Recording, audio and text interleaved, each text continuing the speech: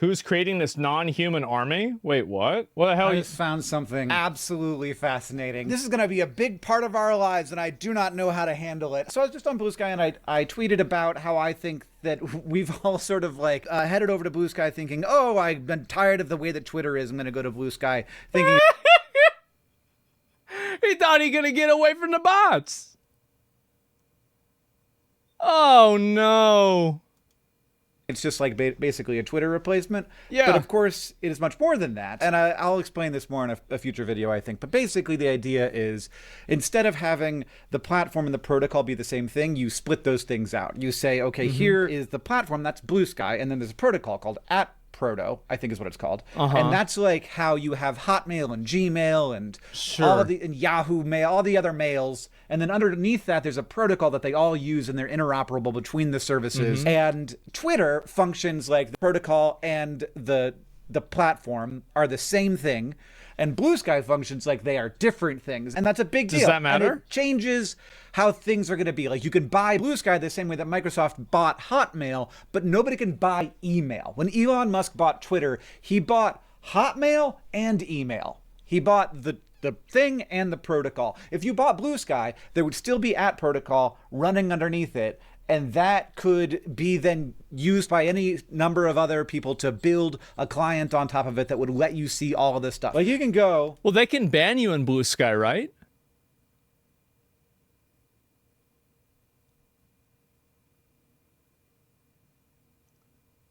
Because I see people talking about getting banned in Blue Sky all the time.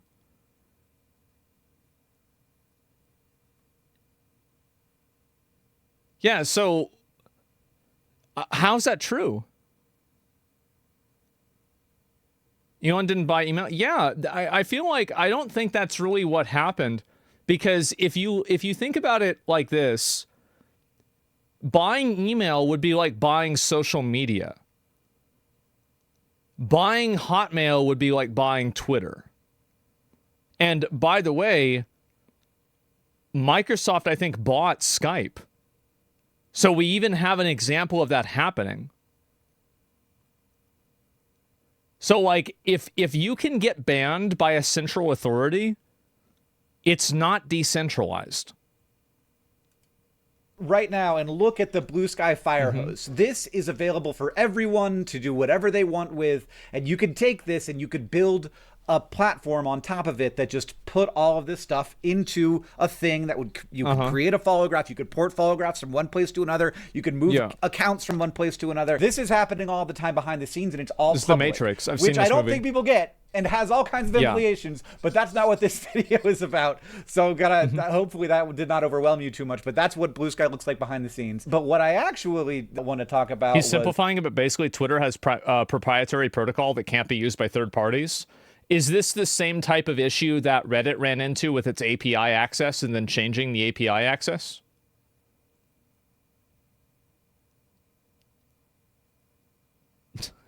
Half of people are saying yes, half are saying no. Okay.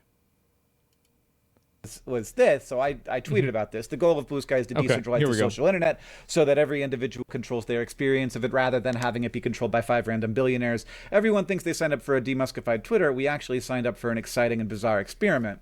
Well, yeah, of course, because if they can ban you, then you're just trading one owner for another, aren't you? I feel like you are at that point. If you're saying, okay, we're going to go over to this other platform, and now there are different rules that we have to follow on this other platform, what difference functionally is that from Twitter? That's not the point. Well, then what would it be? I mean, I don't even understand. And I kind of tweeted this because I wanted to understand the extent to which people understood this, but also to get some feedback on my perspective here to try to challenge that a little bit. And I got someone challenging my perspective. It's Flower Garden, who says this is a concerning misrepresentation of Blue Sky's intentions. Decentralizing the internet doesn't necessarily mean individuals control their experience, but rather that companies like Twitter don't have a stranglehold on the platform. This oversimplification undermines the complexity of the issue. Now, I thought this is kind of a weird This way is to so tweet that, but confusing that's to me. interesting enough for me that I'd like to hear more from this person. So I replied, can you tell me more about what you think I The misrepresented? protocol is basically a standard to design other social media on that will be compatible to communicate with other social media using it. But like, how would that function as a value to me as an individual user? Like, is that a functional difference that matters to me as a user? Because I can't really see that mattering. It doesn't, yeah. So why would that have anything to do with it? And they didn't reply for a while, and I didn't. That makes sense. And then I came back thinking, oh, maybe that person replied, and they didn't. And I was like, well, okay, let's check out their account. Let's go to see who they are. They have 23 followers, and they're following 12 people, and they're a passionate dog trainer and rescue advocate. And they say, hi, Dog Twitter, Good for excited them. to join this amazing community of dog lovers, forever learning from the unconditional love of dogs. Normal, Wow. pretty normal, a little weird, pretty normal replies from this person. Thread, we're on Team Joe, do whatever the fuck you want. I disagree. I see. So this is ChatGPT, and they're trying to get around the automatic filters. So a lot of social media websites have this system that automatically detects bots. And the way that you get around the automatic bot detection is by interacting with and having other people interact with your account who are verified humans. So all of this is created in order to get around bots. With the implication that Joe Biden is a wild card who can disregard the law. As president, he has a responsibility to uphold the Constitution. Star Wars did give us a slur for robots, clankers, but I don't use it because you don't want to have to look a robot in the eye in 50 years and be like, you don't understand, it was a different time. That's I'm so glad I never made an account on this website. This is the most cringe fucking shit ever. Oh my God. Tweet. Oh my I disagree with God. this perspective. A slur is a derogatory term regardless of the context in which it originated. My tweet, that's a concerning misrepresentation. This tweet, not and for so nothing. it's programmed in order to it's programmed to disagree because disagreement is more likely to prompt interaction. That's like 95% what I think is happening. But the blowback season on the Korean War was great. I strongly disagree. Best supporting actor, Kieran Culkin. I strongly disagree. Yeah. While this intention is laudable, simplistic solutions. That's a ridiculous interpretation. It's a bot. I'm skeptical about this sudden change. Yep. I disagree. I strongly disagree. That's not entirely accurate. It's like the internet rule. If you want to have a solution to a problem, don't post the question, post the wrong answer. This is a bot Then other people will account come and correct that's you. using ChatGPT or some large language disagree. model with all right, let me pull the that guy up. prompt, disagree with stuff. Yeah. And I fucking walked right into it. I was like, this is a weird thing. Like, I actually think you're wrong. Well, he got. That's what happened. You got. You thought it was a guy? It wasn't a guy. It's a robot. That's what happens. Oh, what are we going to do? What are we going to do? What are we going to do? And they're getting lots of engagement. That's not the wage increases likely led to Of course they get significant engagement. job losses and price hikes as the industry struggled to absorb the added costs. Reply. And everybody's arguing. Nice argument. Why? Because you say so? Like, yeah, nobody even understands at all. Nobody understands at all that it's a bot. And this is the issue, is that bots now are getting better. Everybody thinks that bots aren't going to get better. Like, oh, I'm good at detecting bots. Really, you're good at detecting bots. How many bots have you detected that you didn't know that you did? How many bots have you interacted with that you didn't know? Well, that's an unknowable number by the nature of the fact that you didn't know that they were bots. You see? Like, it's... Engagement. What is the point, dog lover? What are you trying to do? Flowergarden.bluesky.social. And for how long am I going to be able to even tell the difference? Like, if it hadn't been that Well, he couldn't tell the difference. You didn't tell the difference. You got. That's the whole point. It worked on him, and this guy is very computer literate. He's an intelligent person. And so if he's getting got, think about what the Facebook grandmas are having. They've been got. And if it was a little bit better, So the question is going to move from what can we do about this, which is nothing. So like there will be people out there pretending to be people, and we will not be able to tell them apart from real people. Maybe there's something we can do like about Hillary that, Clinton. which would be like a sort of curated blue sky. The only way you can solve that problem is by having real identity verification that is authenticated by maybe a third party or by the government that then allows you to make an account through that, like South Korea. That's the only solution. Yeah, that's it. So you either have one or the other. I cannot, maybe I'm not creative enough. I cannot think of a third option. Bad idea, but true. Well, what's the fastest way to warm yourself up? Set yourself on fire. That's technically true, but it's not a good idea. So there are a lot of things that you can do that work, that serve a purpose, but you shouldn't do them. True humans that is proved to be humans in some very true and clear way. But I don't know that that's the good solution to the problem, because there are reasons why people would want to be anonymous on the internet. And maybe you can disentangle those things, but I don't know. I think that the bigger thing is like, what's the incentive for doing this? And how do you turn off that incentive? And I can't figure out what the incentive for doing it is. And so of course you, come on, bro.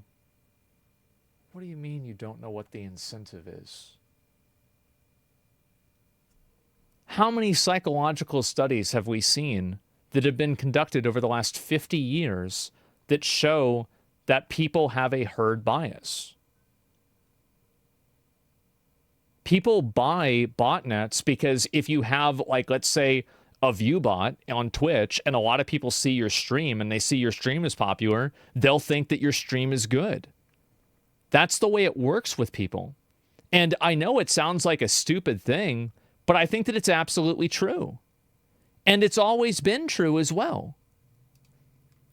Look to it. Yeah, exactly, right? And so if botnets are massively popular because if people see something getting a lot of likes or they see an opinion getting very popular, then they'll have that opinion.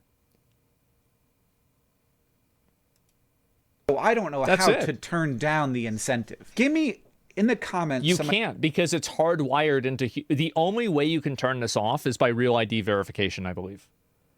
And you can never get rid of the incentive for this to be on social media, because to the extent that you can communicate ideas, there is a financial goal in communicating certain ideas, and that financial goal will be met by people that are using unethical means to do so, unless they can't do that. That's just how it is. So you can't get rid of this because it's hardwired into people's brains. Ideas for what you think the point of this is. Is it to build an account that has like a history and some followers so that it can then be used to spam? And if the price of doing that is so low that all you need to do like is nothing. I mean, I guess you just like turn this program on and you have to have like an instance of a large language model running, but maybe that's fairly inexpensive now. And so now you could just like, maybe this costs like 12 cents a year to run. Yeah. And then if you can at one point flip it to become a spam account or an influence account, or is it just like sow discord? Is it just being... Of course not. No, people don't actively do that regularly on a large scale. There are always going to be bad actors and jokers in the world, but it's always going to be a minority. The reason why it happens is because, so basically a lot of social media websites, I said this at the beginning, but I'll kind of like summarize it because he just brought it up. Social media websites have what is effectively bot culling, which means that brand new accounts are sometimes limited in their features and they are limited in their interaction possibilities. And there are ways that you can get around these limitations, such as linking a phone number, linking an email account, or doing something like that. But what happens is that these accounts need to, there are like internal checks and balances, or actually just checks. There are internal criteria checks that each social media network is programmed with in order to like subversively determine whether an individual is a bot or a real person. And they use that in order to cut down on botting. YouTube has it, Facebook has it, Twitter has it, Blue Sky probably has it, but it's not very good. And so all of these platforms have it. And the issue is that because you can do this at scale instantaneously, effectively, the A/B testing for figuring out what triggers the so like basically this is the reason. Okay, well, let's take another step back. So Blizzard bans bots in massive waves and not regularly. The reason why they don't ban them regularly is because they don't want bot makers and hackers to do what is effectively A/B testing, which means like basically you try doing this, that doesn't work. Okay, I'm going to try doing that. That does work. Okay, now I'm going to try doing that and then this. Okay, that doesn't work. And then you just keep changing it to where you can reverse engineer the process by failing at every step possible in order to effectively figure out, how do you figure out where to go? You figure out where not to go. You see what I'm saying? And so that's the reason why Blizzard doesn't mass ban bots. But the problem is that social media has to do that. And in the process of having to do that, and you can fail max, right? Well, you are fail maxing, but you're doing it at scale and you're doing it robotically. So there's no actual cost of labor.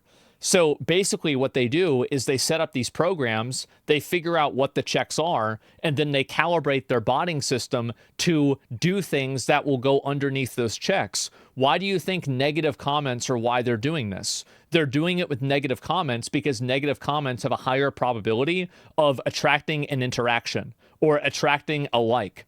So what they're going to do, and this is the reason also, here's another component to it with YouTube. The other component to it with YouTube is the fact that if you look at a lot of the comments on YouTube that are made by fake accounts, every single one of them almost is copy pasting an existing top comment because they're programmed to identify the top and most interacted with comments and then repost those comments because those comments are the highest likely to receive interaction. And so all of this is created so that people that use botnets can use them for different means. Why do I know so much about botting? Because it's about any scam or anything like that, I know a lot about it. Yeah. Anything like that. These are basically what alien people say, the soul-sucking aliens. Now it's bots. Yeah, exactly. But there it is. Run by some organization that would like to create more discord in the English-speaking world, and is like, let's just sort of fill. No, this is no Russia hoax or some shit like that. It has nothing to do with that. I'm sure, yes, of course, there are people who are Russian disinformation agents, but to think that they're like disagreeing with people on an individual level on Blue Sky, of course not. All social media platforms up with bots that are designed to disagree and to increase disagreement. I could honestly see that. I don't see that with this because it's not mean enough. Like if it were meaner, or maybe it just like starts nice and becomes meaner over time. But this is so good at that it is really making me think if there's somebody out here on the internet that's making me mad, there is a high probability that that's not even a real person. Yes. And that it is indeed like, what's the incentive? The only incentive is like, take up my time, distract me, and make me have less faith in my society and fellow people. So like that, I think that's a fair assumption to make, but I don't think that's what's happening. I don't think this is some sort of like, geopolitical power grab where like China is like paying Chinese people to disagree with Americans to make Americans mad. It's just not what's happening. Is a strong push toward block if people are being disrespectful. And also, why wouldn't they do it? It's not that they aren't doing it. It's that the scale of doing it is probably 95% or 99% botnets and 1 to 5% propaganda. I'm not saying it's not happening at all, but I'm saying that it's not the prime causal factor, and it's not even close to being the prime causal factor. It's very, very low probability. Not if people are disagreeing, but if they're being like, if they're like enraging me. And then that is also like an incentive toward creating whitelists. We have no clue. I do. I've been on social media ever since social media was pretty much invented. I've seen this happen the entire time. I probably understand this better than almost anyone.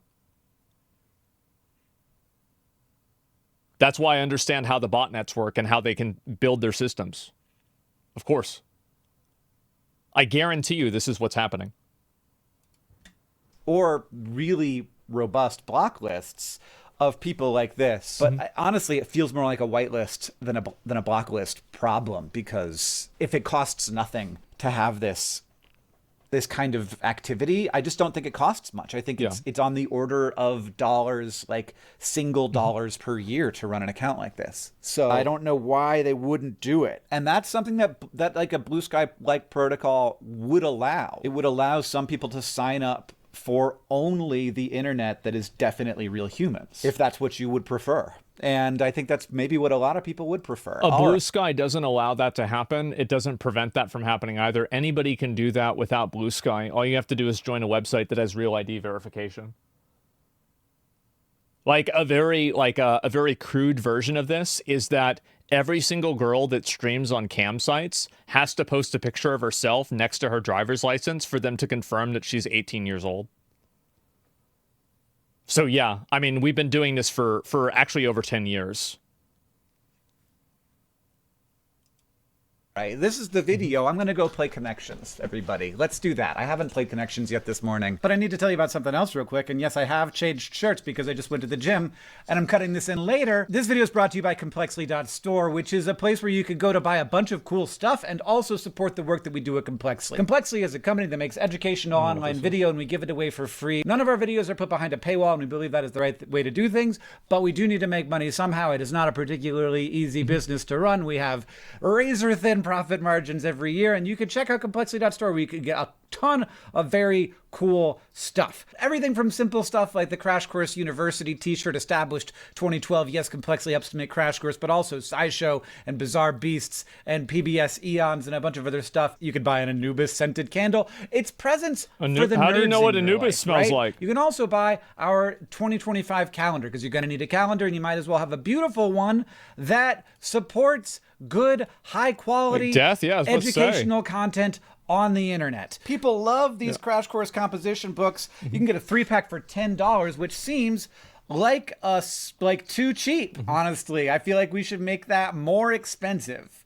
And in fact, I'm going to email them to make it more expensive. But if you see this before that happens, you're going to get that for cheap. Jesus, that is cheap. Why are we selling them that cheap? So check it out at Complexly.store. There's a link in the description. Cookie, Emmy, Grammy, Katie, Junior, Oscar. Well, we got Oscar and Emmy. Tony, that's another one. Pop, Cece, Mummy, Count, Meadow, Snuffy. What? Ooh, these are a lot of names. Snuffy, that's a VTuber. Count, Carmela, Cece's Pizza, Cookie, Monster. Monsters? No. Eddie? Is Eddie a monster? Snuffy. I don't know what that is. She's a Emmy, raccoon. Grammy, Oscar, Tony. Okay, that's what that is. I'm pretty sure obviously. That's just that. Emmy, What Grammy, is this? Oscar, and Tony. I'm so confused. And that'd be a weird one to have be a red herring. This is just him talk. Like, what the fuck? Yeah, I'm so confused. Okay, so he just randomly started playing a fucking game. Okay, well, anyway, that's pretty much about the whole thing with the Blue Sky stuff. All right, that's an ad for his site. That's smart. Yeah, that's actually a really good idea. Yeah, take something that's a popular topic and then use the other half of the video to talk about your product. There you go. He moved on to the gaming portion of the stream. Yeah, I guess so. I'll link you guys the video here. And anyway, going back to this stuff with Blue Sky, I do think that this is something that's going to become increasingly more common, and it will happen. Yeah, good sales pitch. Yeah, there you go. And Bro's farming the views with his ad. Yeah, it's smart. It's the anti-Twitter. Well, this is happening on Twitter. It's happening on Reddit. It's happening on YouTube. Like, so here's an example of it happening on Reddit. When it happened on Reddit, it was basically a like the New World thing. Do you remember the New World thing where somebody said like New World feels good different on the PTR? And then everybody thought Amazon was paying bots to do this, but it was actually just bots that were scraping comments and then repeating them. So that's really what it comes down to. 5 likes and 9 comments, fucking bums on Blue Sky. I don't think Blue Sky is going to go anywhere, and I don't think it's going to be popular ever. I think that you're obviously going to have some people. This is the issue with Blue Sky, right? Is that Blue Sky is marketed as an alternative to Twitter. It's not marketed as its own independent product that has its own value. It's all of its value is derived from not being something else.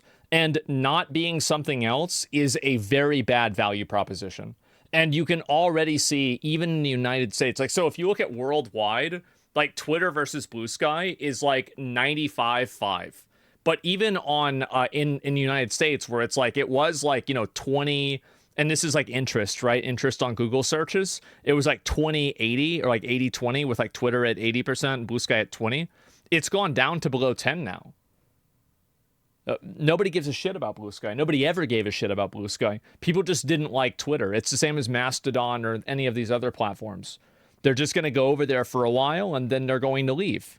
So that's it. Truth Social. Yeah, it's basically the liberal version of Truth Social. Is this like a stream of consciousness, effectively, with all of the things that are occurring on Blue Sky at a time?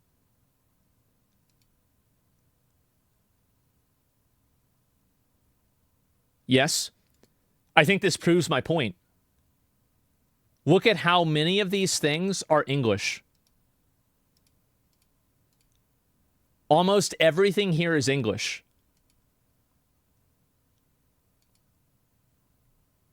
There you go. Most? Yeah, exactly, right? That's because it's primarily an English platform. Because why would, like, if you're not part of the American culture that's been trained to hate Elon Musk, why would you, for any reason, go to Blue Sky? Zero reason. So yeah.